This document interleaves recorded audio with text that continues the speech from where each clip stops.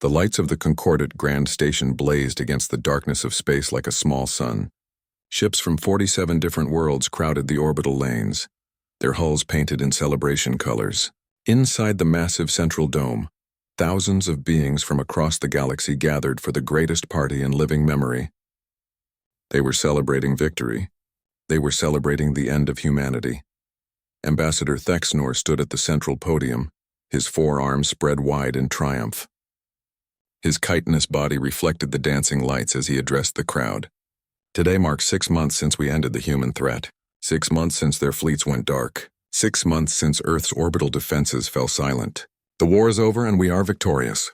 The crowd erupted in cheers. Beings of every shape and size celebrated together. The Crethi waved their tentacles in rhythmic patterns. The Volnathi clicked their beaks in approval. Even the usually stoic Grenmar let out deep rumbling calls of satisfaction. They had every reason to celebrate. The war with humanity had lasted 30 brutal years.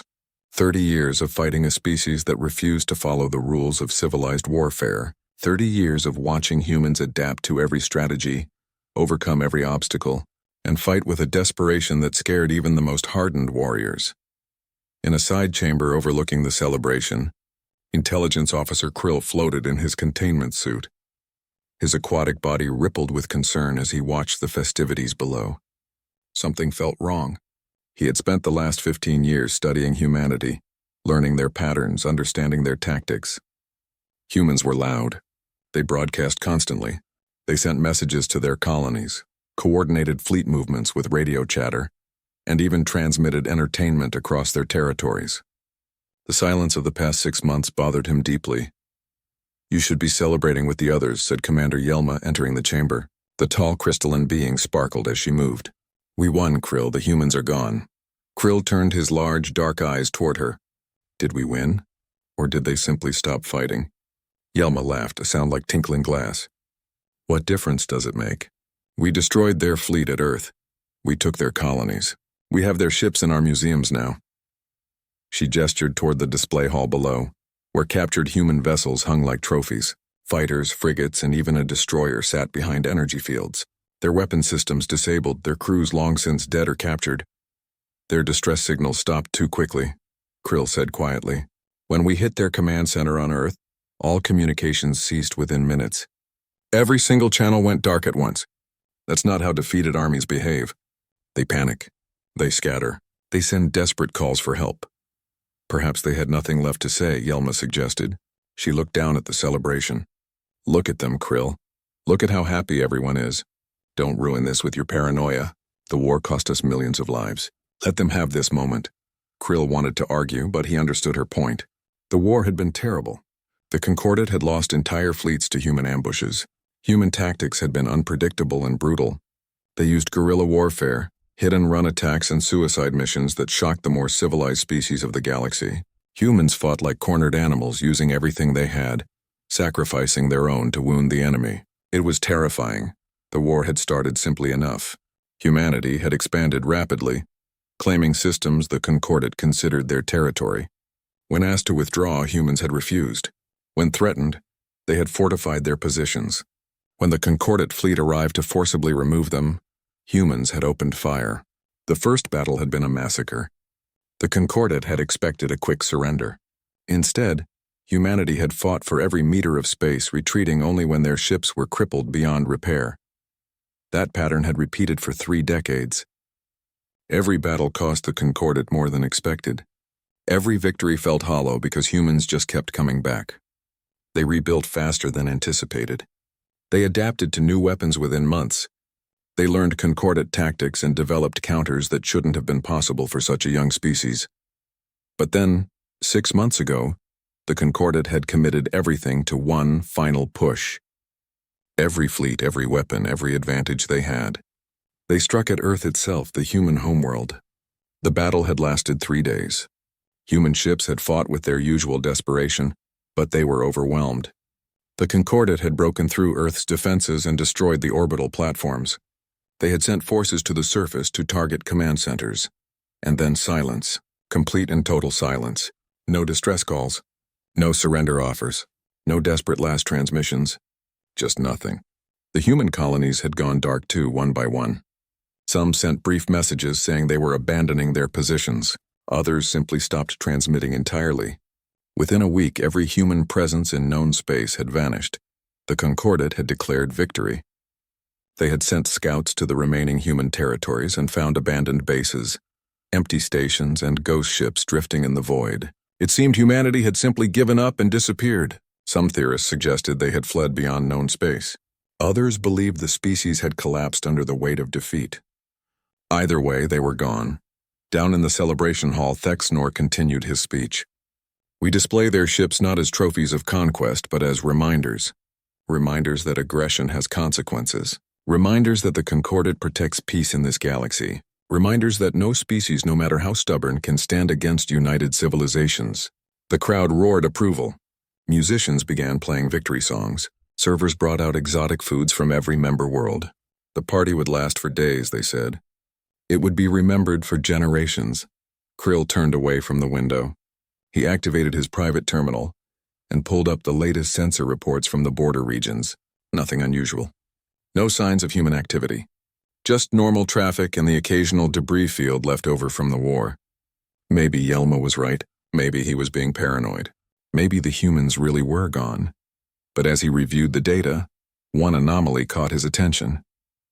A sensor ghost at the edge of the system, barely registering on passive scans. It appeared for only a few seconds before vanishing. The system automatically classified it as space debris, probably a chunk of ice or rock. The sensors dismissed it as unimportant. Krill stared at the reading for a long moment. It was nothing. Probably nothing. Almost certainly nothing. But something deep in his mind whispered a warning. Something that came from 30 years of studying an enemy that never did what you expected. Humans didn't broadcast their presence when they attacked. They didn't announce their intentions. They struck from shadows, from unexpected angles, from positions you thought were empty. He filed a note in the system, flagging the anomaly for follow-up investigation. Then he turned back to watch the celebration, trying to ignore the cold feeling of dread that had settled in his thoughts. The galaxy was celebrating the end of humanity, but Krill couldn't shake the feeling that they were celebrating too soon. 3 weeks after the grand celebration, the first ship disappeared. The patrol frigate Harmonious Dawn had been conducting routine sweeps of the outer territories, checking abandoned human stations for salvage. It reported finding nothing of interest at 800 hours standard time. At 0830, its transponder went offline. By 0900, the entire vessel had vanished from all tracking systems. Commander Zalteth had been assigned to investigate. His ship, the Vigilant Purpose, arrived at the frigate's last known coordinates 36 hours later. What he found made his blood run cold. Despite the heating elements in his reptilian body, the Harmonious Dawn floated dead in space, its hull torn open in dozens of places, debris spread in a sphere around the wreck, already cooling to the background temperature of space. Zalteth ordered his crew to scan everything. The weapons signatures were wrong. They didn't match any Concordat technology. They didn't match any known pirate weapons either. The cuts in the hull were too precise, too clean. Whatever had destroyed the Harmonious Dawn had cut through its shields and armor like they weren't even there.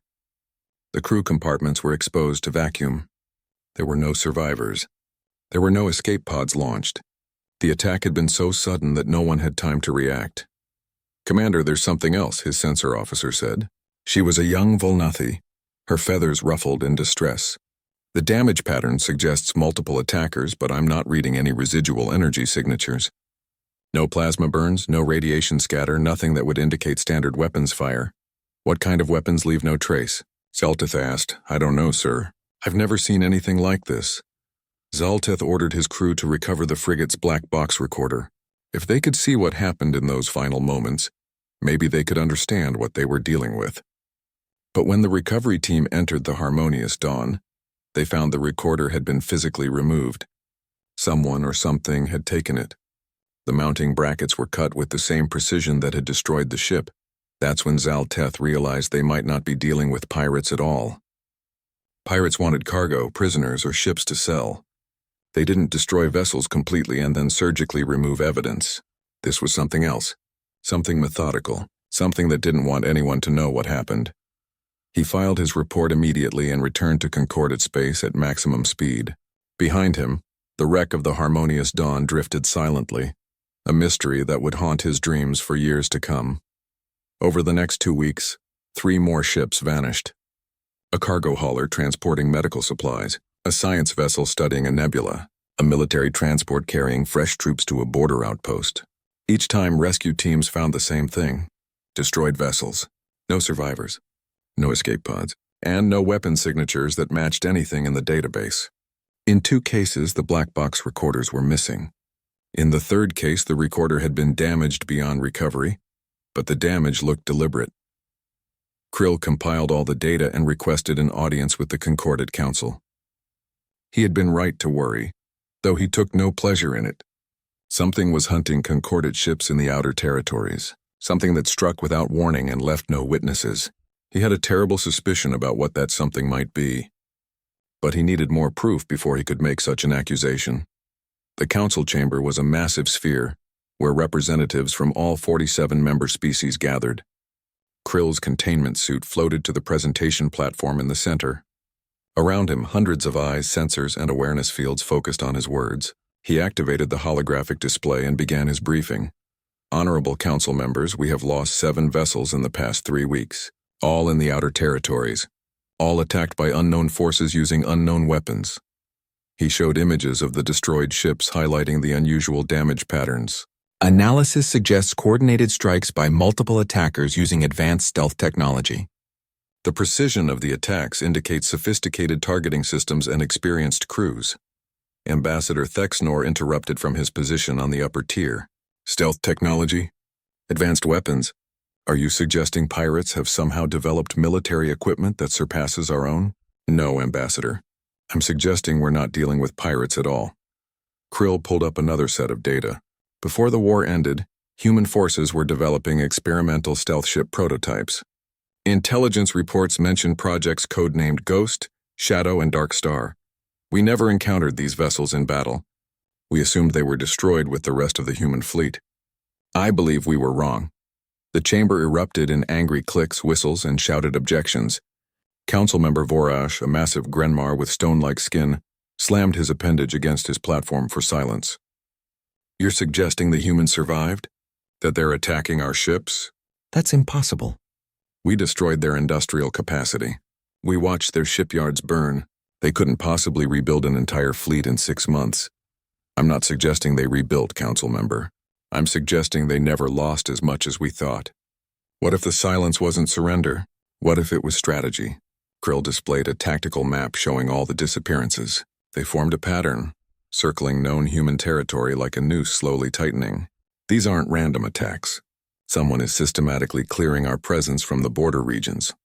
Pure speculation, Thexnor declared. You have no proof these attacks are human.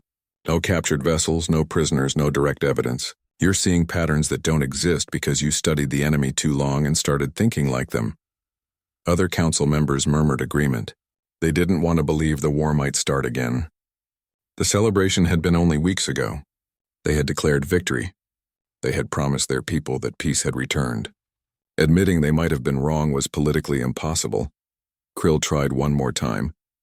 Then explain the weapon signatures. Explain the missing recorders. Explain the coordination. If this isn't human, what is it? That's what we're paying you to discover, Councilmember Vorash said. Investigate further. Gather real evidence, but do not spread panic based on assumptions. The humans are gone. They're scattered, defeated, finished. Whatever is happening in the outer territories, we'll handle it with standard security protocols. This session is concluded. Krill's suit floated back to his designated area, frustrated but not surprised. The council was blind. They saw what they wanted to see. They had invested too much in the idea of victory to consider the possibility of continued threat. But Krill knew better. He had studied humans for 15 years. He knew how they thought. Humans didn't surrender when defeated. They retreated, regrouped, and came back stronger. They learned from every loss. They adapted to every challenge. And most importantly, they remembered every slight, every injury, every death. That night, a merchant vessel transmitted a distress call from the Viridian sector. The message was brief and panicked. The ship's captain reported multiple unidentified contacts appearing on sensors, seemingly from nowhere. His voice rose in pitch as he described dark shapes emerging from empty space, weapons charging. The transmission ended with sounds of explosions and hull breaches, then silence.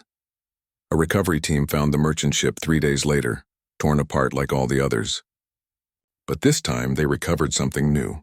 A piece of debris from one of the attacking vessels. It was small, just a fragment of hull plating blasted free during the attack. The material was analyzed immediately. The results confirmed Krill's worst fears. The alloy composition matched human military specifications. The manufacturing techniques were consistent with Earth technology. And stamped on the inside surface, barely visible but definitely there, was a serial number from a human shipyard. A shipyard that was supposed to have been destroyed 6 months ago. Krill sat in his private chamber staring at the analysis report. He had been right. Humanity wasn't gone. They were out there, hidden, watching, and attacking with technology the Concordat had never seen in battle, which meant everything the Concordat thought they knew about human capabilities was wrong. The question now was how wrong. Were these just remnants of the human fleet, scattered survivors striking back? Or was this something more organized? Something planned? He thought about the silence. The complete cessation of all human communications 6 months ago. The abandoned colonies. The ghost ships. What if it hadn't been surrender at all? What if humanity had deliberately withdrawn, making the Concordat think they won? But why? What purpose would that serve? The answer hit him like a physical blow. Time. They bought themselves time. Time to prepare. Time to build. Time to plan. While the Concordat celebrated victory, humanity had been working in secret. And now they were testing their new weapons on isolated targets, learning how Concordat forces responded, gathering intelligence. Krill needed to warn the Council again, but he knew they wouldn't listen. Not yet. They needed more evidence, something undeniable. He started compiling a comprehensive report, pulling together every disappearance, every anomaly, every strange reading from the past 6 months. The pattern was there if you knew how to look. The question was whether he could make the Council see it before it was too late. 2 months after the first disappearance, the Concordat Council finally acknowledged they had a problem. 47 ships had been lost. Small outposts had gone silent. Trade routes in the outer territories were becoming too dangerous to patrol. Something had to be done. The Council ordered the largest military gathering since the war with humanity. 300 warships from a dozen different species would assemble in the Virgin system, a major military hub strategically positioned near the border regions. From there, they would sweep the outer territories and eliminate whatever threat was lurking in the darkness. Admiral Quixara commanded the assembled fleet from her flagship, the Eternal Harmony. She was a veteran of the human war, having lost 2 ships and countless crew members in battles against Earth forces. She knew how humans fought, or at least she thought she did. This gathering of strength felt like overkill to her. 300 warships against what intelligence suggested were maybe a dozen stealth raiders? It seemed excessive.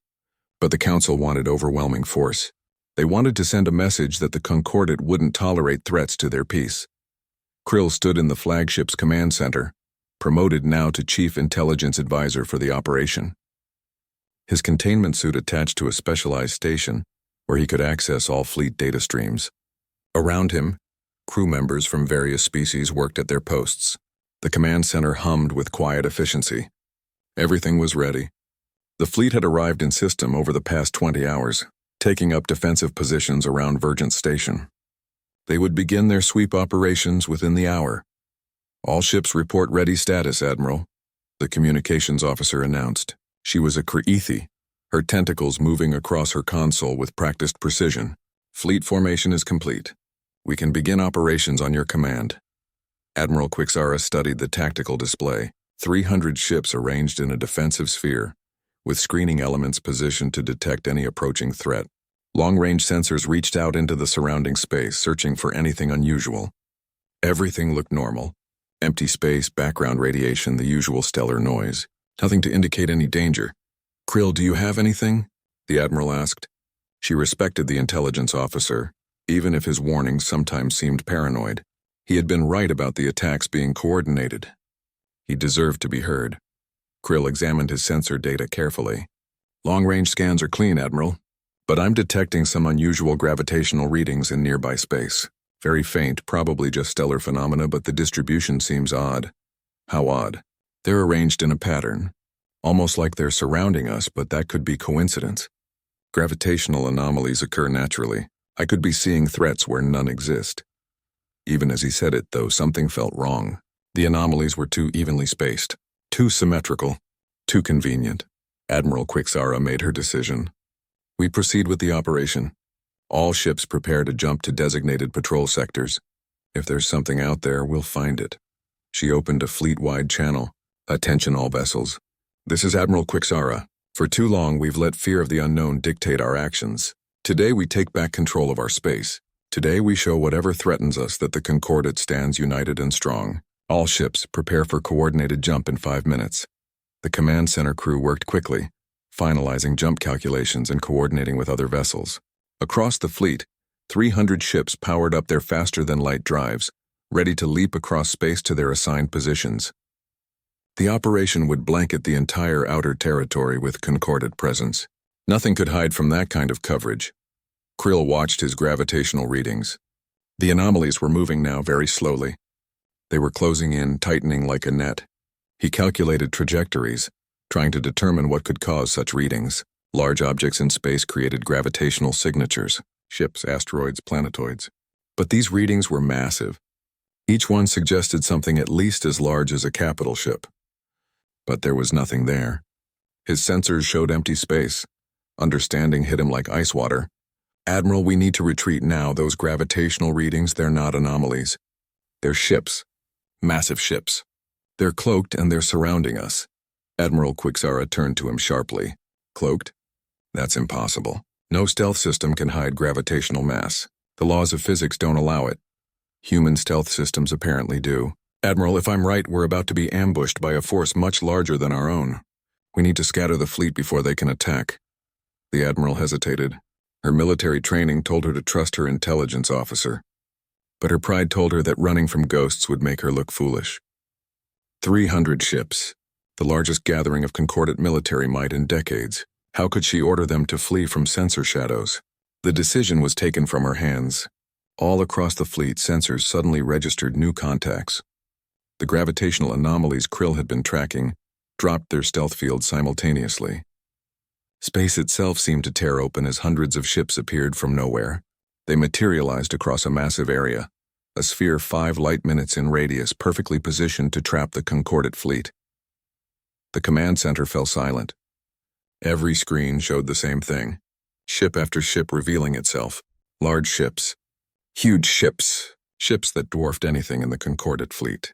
The tactical display updated frantically, trying to count the new contacts. The numbers climbed past 500, past 700, past 1,000. The computer struggled to track them all. Impossible, Admiral Quixara whispered. Where did they come from? Krill knew the answer even before his analysis confirmed it. The hull configurations were unmistakable, even though the designs were completely new. These were human ships. Humanity's true fleet, not the battered vessels the Concordat had fought during the war. Not the old destroyers and frigates that hung in museums. These were next-generation warships, sleek and dark, built with technology decades beyond anything humanity had shown before. The human vessels were massive. The smallest appeared to be frigate-sized, but even those were larger than Concordat destroyers. Cruiser-class ships bristled with weapons that Krill couldn't identify. And the dreadnoughts, the largest ships in the formation, were absolutely massive. Each one was at least twice the size of the Eternal Harmony. Their hulls were dark gray, almost black, covered in angular armor plating that absorbed sensor scans. They looked less like ships and more like pieces of the void itself given shape and purpose. Krill's trained eye noticed the names painted on their hulls in human script. Remembered Earth, Unbroken, Long Memory, Never Forget, Rising Phoenix, Second Dawn. Every name spoke of survival, remembrance, and return. These weren't just warships. They were monuments to human stubbornness, testaments to the idea that humanity would never stay down. The communication channels erupted in panic. Ship captains across the Concordat fleet shouted questions and demands. Some wanted to fight. Others wanted to flee. A few suggested surrender. Admiral Quixara tried to restore order, but even her voice carried an edge of fear. She had fought humans before. She knew what they were capable of, but this was beyond anything she had imagined. Then, cutting through all the chaos, a single transmission broadcast on every frequency. The signal was so strong it overrode local communications. Every ship, every station, every communications device in the system received the same message. The voice was human, female, calm and controlled. It spoke in perfect concordant common language, the trade tongue used across the galaxy. Attention concordant forces. This is Admiral Sarah Chen of the United Earth Naval Forces, commanding the vessel Indomitable. 6 months ago, you declared humanity extinct. You celebrated our defeat. You displayed our ships as trophies. You were premature in your assessment. There was a pause, letting the words sink in. You thought you destroyed us at Earth. You destroyed what we wanted you to destroy. While you celebrated, we prepared. While you divided our territories among yourselves, we built this fleet. While you declared victory, we were planning this moment. On the tactical display, the human ships began moving. They didn't charge forward. They didn't need to. They simply took up positions that made it clear the concordant fleet was completely surrounded. Every avenue of escape was blocked. Every vector was covered. The humans had trapped them perfectly. We do not wish to destroy you, Admiral Chen continued. We wish to make ourselves understood. You declared war on humanity. You invaded our space. You killed our people. You attacked our homeworld. And when we defended ourselves, you called us aggressive. You called us a threat. You called us uncivilized. The voice hardened. Let us show you what an uncivilized species can accomplish when properly motivated. Admiral Quixara found her voice. All ships, battle stations, prepare for combat. We will not surrender to... Her command was interrupted by the human fleet demonstrating their weapons, not by firing at the concordant vessels, but by firing at empty space. Hundreds of weapons discharged simultaneously. The variety was staggering. Kinetic weapons that accelerated projectiles to relativistic speeds, appearing on sensors as streaks of pure energy. Missile systems that launched swarms of intelligent warheads that moved in coordinated patterns. Energy weapons that didn't fire beams but instead seemed to anchor points in space and twist reality around them. And stranger things, weapons that Krill's sensors couldn't even classify properly. The demonstration lasted 10 seconds. When it ended, every sensor technician in the concordant fleet was frantically analyzing what they had just witnessed. The power levels were impossible. The accuracy was perfect. The technology was decades, maybe centuries beyond what humans had shown during the war. Every weapon system had performed flawlessly. The message was clear. This was what humanity could do when they weren't holding back. Admiral Chen's voice returned. You have 30 seconds to power down your weapons and shields. Any ship that fails to comply will be treated as hostile. We do not bluff. We do not give second chances. Choose wisely. Admiral Quixara looked at Krill. The intelligence officer met her gaze through his containment suit. His expression said everything. They had no chance. None at all. 300 ships against over 1,000. Old technology against new. A fleet that expected an easy operation against an enemy that had been planning this moment for months. The Admiral made the hardest decision of her career. All ships power down weapons and shields. Comply with their demands, her voice broke slightly. We surrender. The battle, if it could even be called that, lasted less than 4 minutes. Not all concordant ships followed Admiral Quixara's surrender order. Some captains refused to give up without a fight. Others panicked and tried to flee. A few opened fire immediately, either from courage or fear or simple inability to accept what was happening. The human response was swift and devastating. A Volnathi destroyer fired its main plasma cannons at the nearest human frigate. The weapon struck the human vessel's shields and dissipated harmlessly, absorbed by defensive fields far stronger than anything the concordant possessed. The human frigate returned fire with a single shot. A kinetic projectile accelerated to 0.7 light speed crossed the distance in less than a second. It struck the Volnathi destroyer dead center, punched through shields, armor, and hull, and exited the other side. The destroyer split in half, its power core detonating in a brilliant flash. 200 crew members died instantly. 3 Krethi cruisers tried to escape, jumping to faster-than-light speed. They never made it. Human missiles intercepted them before their drives could fully engage. The missiles were unlike anything Krill had ever seen. They didn't explode on impact. Instead, they seemed to lock onto reality itself, creating anchor points that prevented the ships from entering FTL. The cruisers hung in space, trapped by physics they couldn't overcome. Human warships moved in and disabled them with targeted strikes that destroyed engines and weapons while leaving life support intact. A squadron of Grenmar heavy fighters launched from a carrier, attempting a coordinated attack run on a human dreadnought. The fighters were fast and maneuverable, piloted by experienced warriors who had fought humans before. They spread out using evasive patterns, trying to overwhelm point defense systems. They never got close enough to fire. The human dreadnought released clouds of tiny drones, thousands of them, each no larger than a fist. The drones moved with impossible precision, swarming the fighters like insects attacking intruders in a hive. Within seconds, every fighter was disabled or destroyed. The pilots who managed to eject were recovered by human ships. Krill watched it all from his station on the Eternal Harmony. His analytical mind cataloged every weapon, every tactic, every technological advantage the humans demonstrated. They weren't just more advanced. They were fighting with completely different principles. Human weapons didn't rely on raw power alone. They used physics in ways that shouldn't be possible. Reality anchor missiles that prevented FTL travel, kinetic weapons that achieved relativistic speeds without destroying themselves, drone swarms that coordinated with quantum precision, energy weapons that bent space itself. But more than the technology, Krill noticed the restraint. The humans could have destroyed the entire Concordat fleet in minutes. Their weapons were powerful enough. Their positioning was perfect. But they didn't. Every shot was calculated. Every target was chosen carefully. They destroyed only the ships that refused to surrender. They disabled rather than killed whenever possible. They recovered escape pods and rescued survivors. This wasn't a battle of annihilation. It was a demonstration, a lesson, a warning. After 4 minutes, the fighting stopped. 58 Concordat ships had been destroyed. Another 94 were disabled. The remaining vessels sat powerless in space, surrounded by human warships that could end them at any moment. The casualties were relatively light considering the circumstances. Maybe 6,000 dead across the entire fleet. In a battle against over 1,000 enemy ships, that was almost merciful. Admiral Quixara sat in her command chair, looking decades older than she had an hour ago. Around her, the bridge crew worked in shocked silence. They had been preparing for a simple sweep operation. Instead, they had been ambushed by an enemy they thought was extinct, using technology they didn't understand, demonstrating power they couldn't match.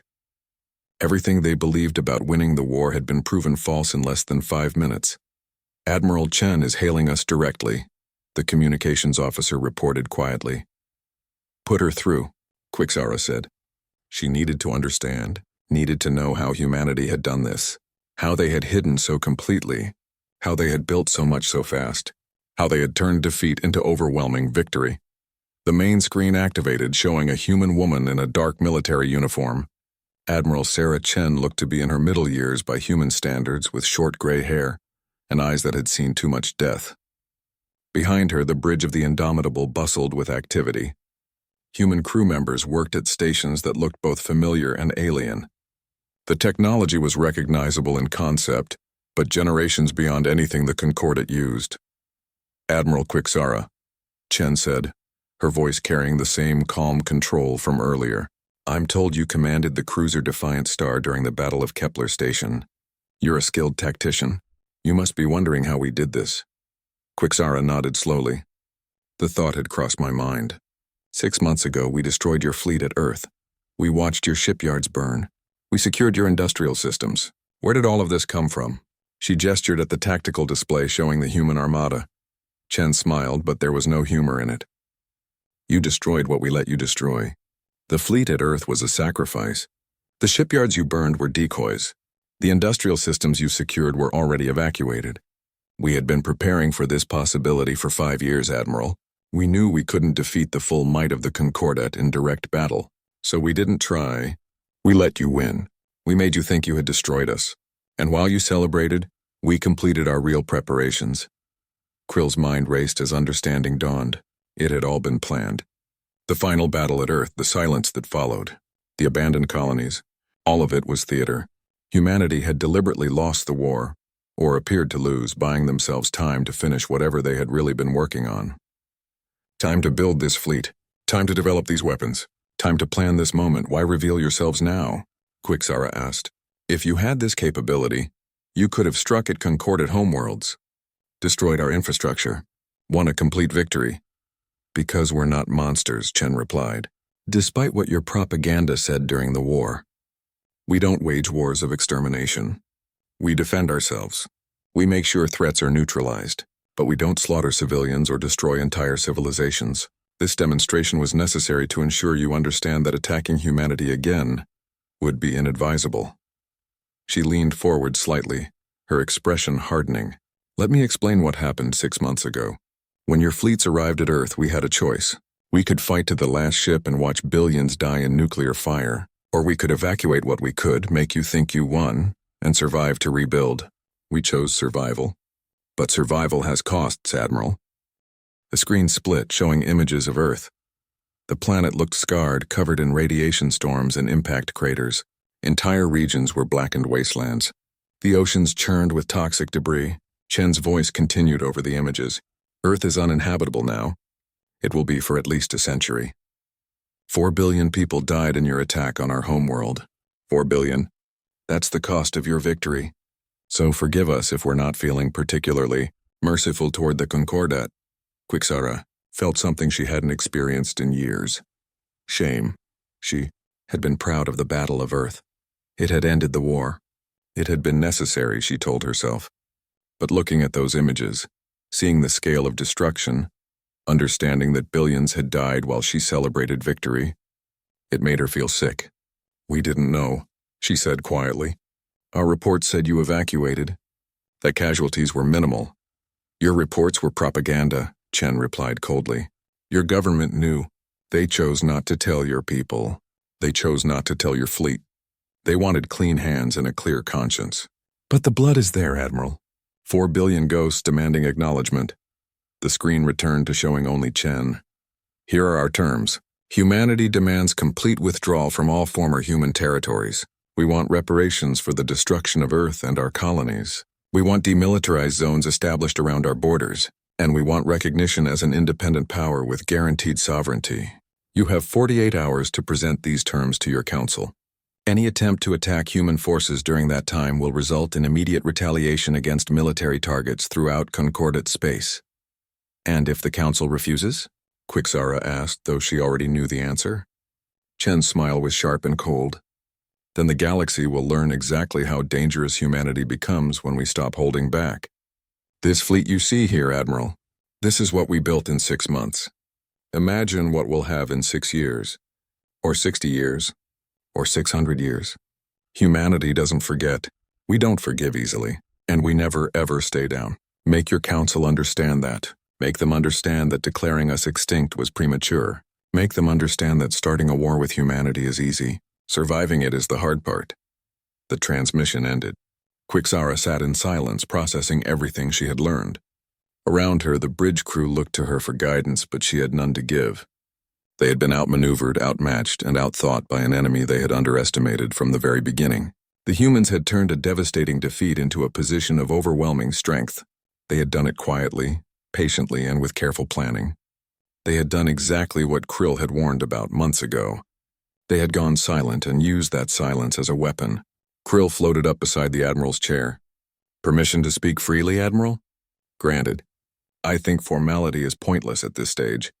I studied humans for 15 years. I tried to warn the Council. I knew they were dangerous. But even I didn't understand the full extent of their capabilities. They don't just adapt to threats. They engineer solutions that make the threats irrelevant. They don't just survive defeats. They learn from them and come back stronger. And most importantly, they never do what you expect. While we thought we were hunting survivors, they were preparing this. While we celebrated victory, they were building weapons we can't match. We never really won the war, Admiral. We just won the opening act. Quixara nodded slowly. She opened a fleet-wide channel. All ships, this is Admiral Quixara. Prepare to return to Concordat space. We will escort disabled vessels and recover casualties. And we will deliver the human terms to the Council. What happens next is above our authority. We are soldiers, not politicians. We followed orders, fought with honor, and did our duty. The failure here lies with those who made assumptions about humanity without truly understanding them. She closed the channel and looked at the tactical display one more time. Over 1,000 human ships surrounded her fleet. Each one represented technology, planning, and determination that the Concordat had failed to anticipate. And somewhere out in unknown space, humanity was probably building more, always more. Because that's what humans did. They built, they adapted, they persisted, and they prevailed. The Concordat had learned that lesson the hard way. She just hoped it wasn't too late for the galaxy to learn it too. 6 months after the Battle of Vergence, Krill floated in a neutral diplomatic station positioned between Concordat and human space. The station had been built specifically for these negotiations, constructed by both sides working together. It was small compared to the grand stations of either civilization, but it represented something important: dialogue, understanding, a chance to avoid another war. The negotiations had been difficult. The Concordat Council had initially refused to accept human terms, calling them excessive and humiliating.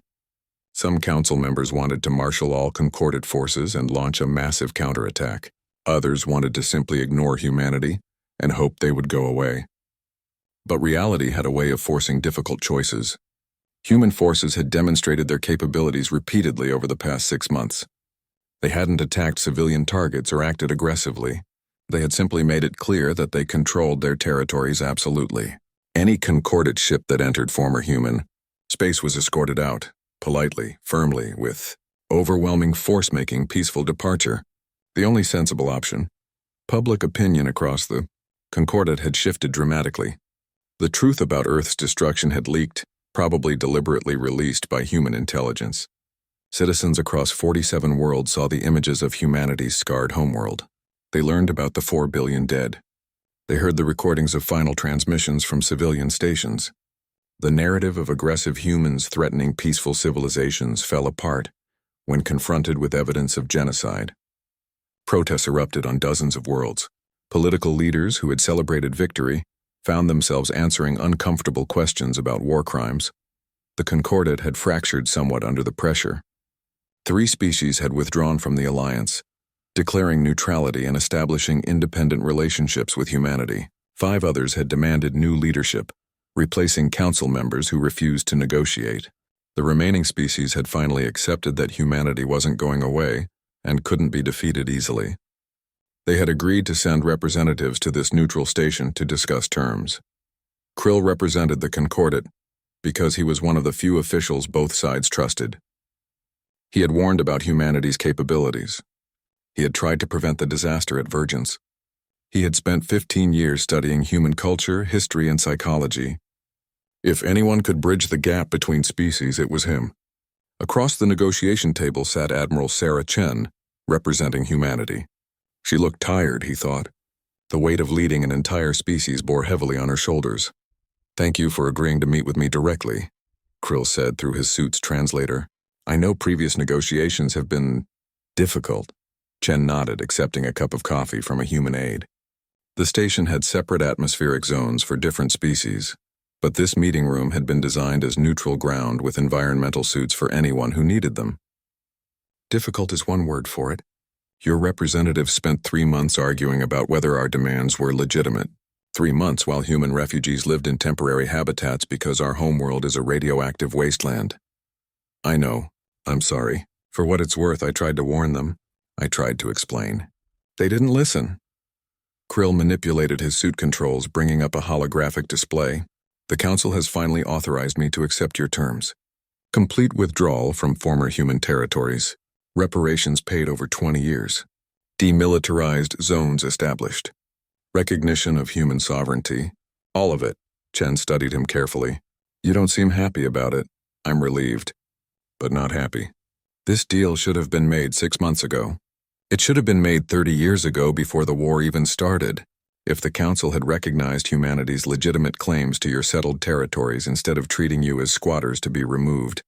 None of this would have happened. 4 billion people would still be alive. The galaxy would be at peace. Instead, we have this. You studied us, Chen said. It wasn't a question. For 15 years, according to your file. You understand humans better than most of your species. So tell me, Intelligence Officer Krill, what do you think happens next?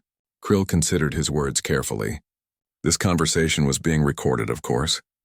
Everything in this station was monitored by both sides. But Chen was asking him to be honest, not diplomatic. She deserved that much. I think humanity will never forget what happened at Earth. I think the name of every person who died will be recorded somewhere. I think your species will carry that memory for generations.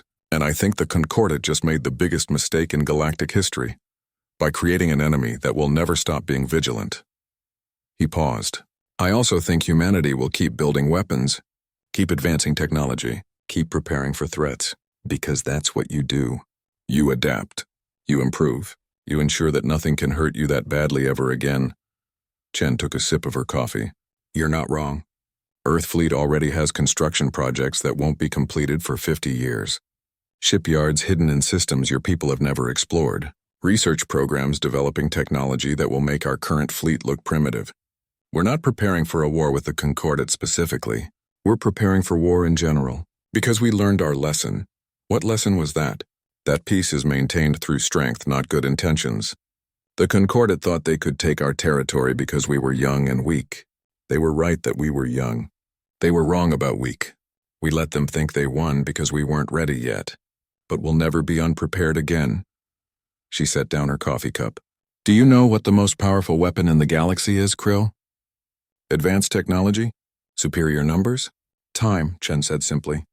Humans are patient. We plan in generations. We build for centuries. We remember for millennia. The Concordat thinks in terms of immediate threats and current politics. You celebrate victories and forget lessons. We're different. We remember everything. Every slight. Every attack. Every friend and every enemy. And we use that memory to make sure we survive whatever comes next. Krill felt a chill despite his suit's temperature regulation. You're describing a species that will dominate the galaxy eventually. We're describing a species that will never be victims again, Chen corrected. There's a difference. We don't want to conquer anyone. We don't want to force our way of life on other species. We just want to be left alone to rebuild, to recover, to live in peace.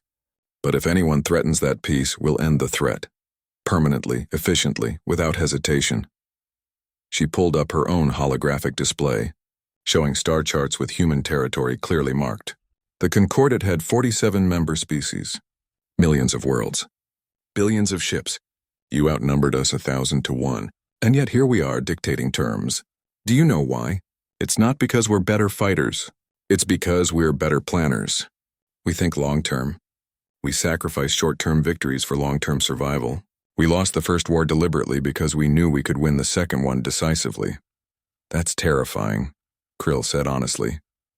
That's humanity, Chen replied. We're the species that looked at extinction and said, not today. We're the species that turned a losing war into a strategic victory. We're the species that will climb back from any defeat as long as a single human survives to remember. The Concordat thought they understood that after 30 years of fighting us. They were wrong. They thought destroying Earth would break us. They were wrong again. So now we're making sure they never get a chance to be wrong a third time. Krill processed this. You're saying the fleet at Vergans wasn't your full strength. Not even close. That was one battle group out of 7. We have fleets you've never seen protecting systems you don't know exist. We have technology and development that would shock your best scientists. We have plans within plans within plans. The Concordat saw 1,000 ships and thought they understood our capabilities. They understood maybe 20% of what we've actually built. Chen leaned forward. I'm telling you this because I think you're one of the few people in the Concordat who might actually listen. Humanity isn't your enemy unless you make us your enemy. But if you do, you won't get a second chance. We'll end you. Not out of cruelty. Not out of revenge. Just out of practical necessity. Then why negotiate at all? Krill asked. If you're so powerful, why not just take whatever you want?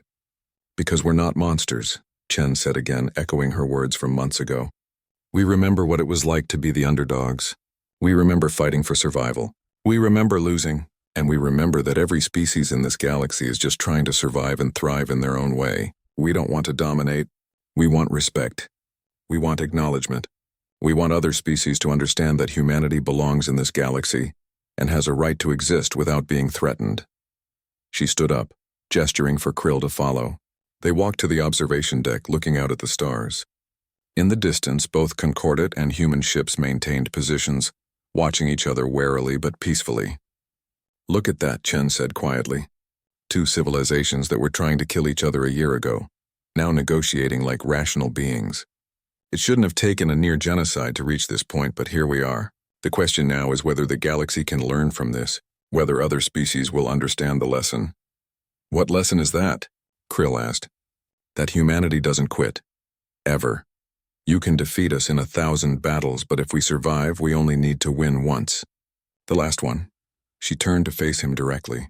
Your people made a mistake 30 years ago. They saw a young species expanding rapidly and decided to stop us by force. They could have negotiated. They could have shared space. They could have welcomed humanity into the galactic community. Instead, they declared war, and they kept fighting until they thought they had destroyed us completely. But we're still here, stronger than before. And we'll be here long after everyone who made that mistake is dead and forgotten. Krill understood completely now. The Concordat hadn't just lost a war. They had created something far more dangerous. They had pushed humanity to evolve, to innovate, to become stronger out of pure survival necessity. They had taught humans that the galaxy was hostile, and that only overwhelming force could guarantee safety. The Concordat had created their own nemesis and then lost to it. I'll make sure the Council understands, Krill said. I'll make sure future generations understand. Humanity is not a threat to be eliminated. You're a civilization to be respected. That's all we ever wanted, Chen said. She extended her hand in the human gesture of agreement. Krill manipulated his suit's external appendage to grasp it carefully. I hope your species learns from this. I hope they teach their children about the cost of underestimating others. I hope they remember Earth and the 4 billion who died because diplomacy failed. We will, Krill promised. I'll personally ensure it becomes part of our historical curriculum. Future generations will study this war as a lesson in what happens when pride and assumptions replace wisdom and understanding. They stood together for a long moment, looking at the stars, two species who had been enemies learning to coexist. It wasn't friendship. It wasn't trust. But it was a beginning. A chance for something better than endless war, far beyond the diplomatic station, in a system Concordat sensors had never detected. Human shipyards continued their work. Massive construction frames held vessels in various stages of completion. Each ship was larger than the last generation. Each carried weapons more advanced than what had been shown at Vergence. Engineers worked in shifts around the clock, building humanity's future, building its guarantee of survival. On one of the ships under construction, a worker carefully welded lettering onto the hull. The ship was enormous, a dreadnought that would serve as the flagship of Earth's Second Fleet. The name was chosen carefully, voted on by survivors from Earth. It represented everything humanity had become and everything they would never forget. The name was Never Again. Across human space, similar construction continued. Humanity was rebuilding, not just their fleet but their entire civilization. New colonies were being established in secure systems. Earth was slowly being decontaminated, though it would take generations before anyone could live there again. Refugees were finding new homes on terraformed worlds. Children were being born who would never see Earth except in historical recordings, and every single one of them would be taught the same lesson. The galaxy is dangerous. Peace requires strength, and humanity survives by being too strong to threaten, too valuable to antagonize, and too stubborn to destroy. They would learn about the war, about the sacrifice, about the 4 billion who died, about the silence that followed, about the fleet that emerged from nowhere. They would learn that humanity doesn't broadcast threats. Humans go silent, plan carefully, and strike decisively when ready. They would learn that losing a battle means nothing if you win the war. They would learn that survival is more important than pride. And they would learn that humanity's greatest strength isn't technology or weapons or tactics. It's the simple, absolute refusal to give up. The negotiations concluded successfully. The Concordat withdrew from human territories. Reparations began flowing. Demilitarized zones were established and monitored by neutral parties. Trade relationships slowly developed as human merchant ships began interacting with other species again. Cultural exchanges started happening. Scientists collaborated on research projects. The galaxy learned to coexist with humanity as partners rather than enemies. But nobody forgot what happened at Vergence. Nobody forgot the 1,000 ships that appeared from nowhere. Nobody forgot the demonstration of power that had rewritten galactic politics overnight. And nobody, absolutely nobody, ever again made the mistake of thinking humanity could be defeated easily. Krill retired from intelligence work eventually, becoming a teacher instead. He spent his remaining years educating young Concordate citizens about humanity, teaching them respect instead of fear, understanding instead of hostility. His most famous lecture was always the same, delivered to every graduating class of the Concordate Diplomatic Academy. Remember this lesson, he would tell them. Humanity is patient. Humanity is persistent. Humanity is prepared. If you fight them, win completely or don't fight at all, because if even one human survives to remember, they will come back, stronger, smarter, angrier, and they will win, not through luck or chance, but through careful planning and absolute determination. They are the species that turned silence into a weapon. Never forget that. And never ever underestimate them again. The galaxy remembered, and humanity, having learned its own lessons, continued building toward a future where nobody would ever threaten their existence again. A future where silence meant strength, where peace came from capability, where humanity's place in the galaxy was assured not through domination, but through the simple understanding that threatening them was inadvisable. The celebration had turned to silence, and from that silence humanity had emerged victorious. That was the story the galaxy would tell for generations. The story of how a young species faced extinction and refused to accept it. The story of how silence became a warning. The story of how humanity's warships emerged from nowhere and changed everything.